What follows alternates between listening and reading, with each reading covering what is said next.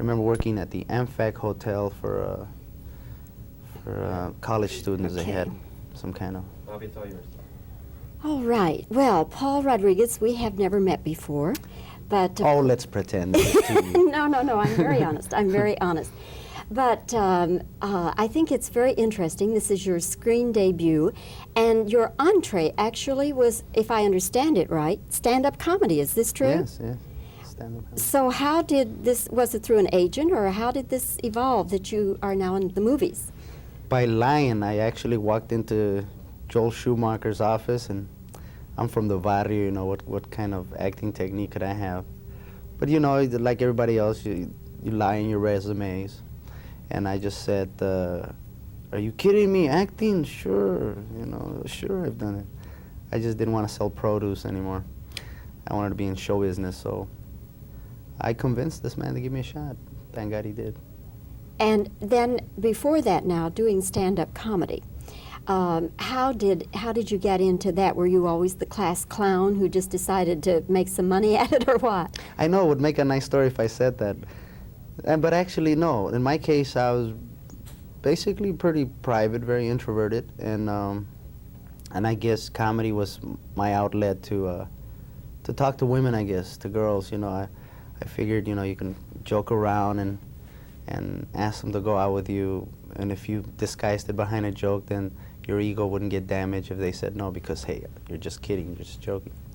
I had no idea it turned out to be a career, though. Then when did you go from impressing the girls to working at the comedy club? Well, shortly after I was going to college, after I got out of the Air Force, and that's how I got to Dallas, by the way. What were you doing in Dallas? I was in the Air Force. Ah. Yes, I was in, actually I was in Shepherd Air Force Base, which is a little town, what is it, well, some town up there by Lake Texoma, that's all I remember. So I was over there, so when I got out of the Air Force, I was going to college and I needed a few electives, so I took a drama, and one of the teachers told me that, hey, you're funny, you should go to the Comedy Store, and I tried that and worked out. What was your first routine at the Comedy Store? About the police. I mean, this is what I really knew. I talk about being from East LA and talking about the only time they call us Caucasians is when we got a police record. And I remember doing a routine about being stopped and how they act different and towards, let's say, Chicanos, as opposed to when they stop Anglo-Saxons. The police will not get nervous if it's a Volvo, and just doing things like that. What would you? Had you been in serious trouble with the police, or? No, it was never serious trouble. My police record is basically misdemeanors, hanging out, being out too late, loitering, that sort of thing. But I definitely had no career as a criminal. The first day now that you had to face a movie camera, what was that like for you? What did you do that day? Well, very nervous, but basically I just convinced myself that to ignore the camera. I know everybody else thinks the opposite, be aware of the camera. I don't think I think the camera is going to catch you anyway, so I just concentrated on learning my lines and understanding the character and finding out what was that character doing and how was I interacting. And I'd figured the fine people behind the camera, they knew what they were doing, and I would just fake it, wing it. And it came off good. I hope so. How do you feel you did, really? I saw it. It's a staggering, you know, it's quite a feeling considering I had never done anything like this before, and all of a sudden you walk into a theater and there's your face, you know, like 60 feet big up in the air, and a kind of like a tingle of pride and exuberance and all these other emotions come to you, and you want to jump up and tell everybody, that's me up there, that's me, you hear me, that's me, I'm sitting next to you, lady, and that's me. But of course you don't. And why not? Well, I'll have a chance. I think I'm gonna. You might meet an interesting lady that way. You can't tell. No more jokes. Right. Watch the movie, then will you go out with me? You'd be surprised. You get some takers, I'm sure. Are you married? No, I'm not married. No. No, you have a special lady?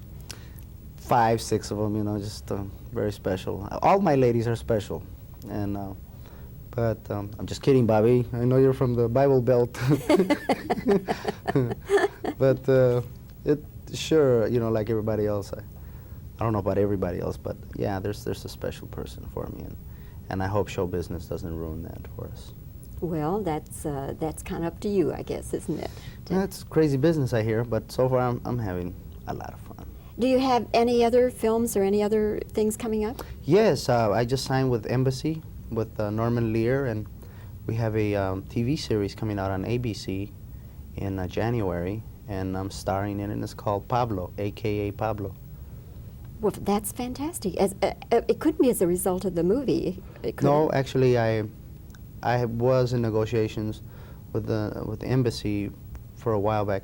See, I used to do warm-ups for a Sally Struthers show called Gloria, and one day Norman Lear was sitting in the audience, and like a Horatio Alger story there, I was warming up doing my comedy bits, and after the show, he came up to me, told me who he was. I really wasn't that aware. I knew the name, but not the face. And 5 months later, he wrote a TV pilot. It's called A.K.A. Pablo, and yours truly is in it, by God. Well, you are living under some kind of wonderful magical star and lucky star. Isn't it wonderful? I better not move. Well, okay, Paul, we wish you continued success. Thank you, Bobbie. It was very nice talking with you, and come back to Dallas to see us. I sure will. Okay, thank you so very much. Good interview. Yes. We're rolling. 5, 4, 3, 2, 1.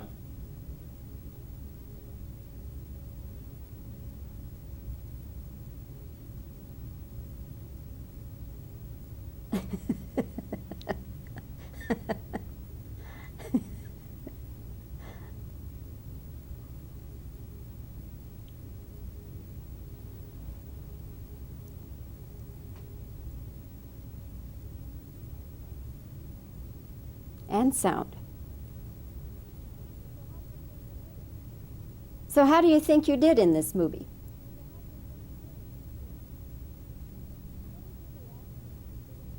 What is your reaction sitting there watching yourself up on the big screen?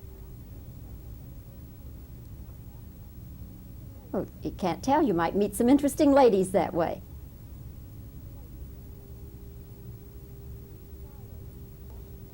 You started as a stand-up comedian. Now, how did you go from that to being in the movies?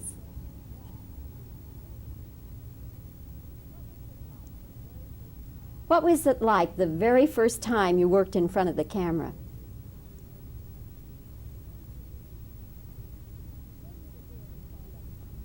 When you were doing stand-up comedy, what was the very first routine you did at the Comedy Store? What was your first routine that you ever did before an audience?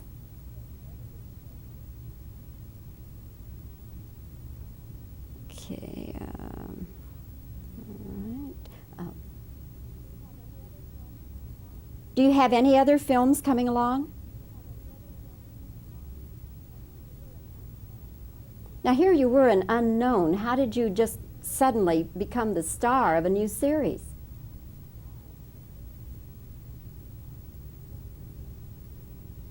That should do it.